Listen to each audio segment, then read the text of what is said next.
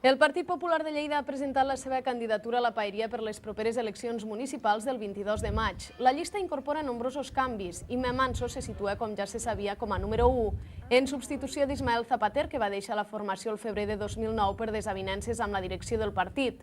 Un altre que desapareix de la llista és Enric Montanya, número 3 en les eleccions del 2007 i actual representant del PP al Global Lleida. En la nova llista, Salvador Puig segueix Manso com a número 2 i María José Horcajada, actual portaveu del grup municipal al consistori, passa a ocupar el tercer lloc. El número 4 l'ocupa el periodista Joan Vilella i el 5 l'humorista Txema Soler. La candidata popular a l'alcaldia de Lleida aposta per passar dels 3 regidors del 2007 al 5 i assegura que treballarà perquè la Seu Vella sigui declarada Patrimoni de la Humanitat.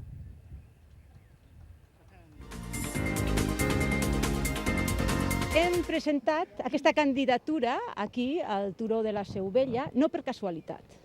Això ho hem fet perquè amb aquesta candidatura volem recolzar una altra candidatura, que és la candidatura de la Seu Vella com Patrimoni de la Humanitat ante la UNESCO. Per un costat, un motiu sentimental, que sé que tenen tots els lleidatans, i nosaltres, com Partit Popular, tenim que representar aquests lleidatans, i després també per un motiu econòmic, perquè crec que turísticament és molt important que el Turó de la Seu Vella sigui declarat Monument de la Humanitat per la UNESCO.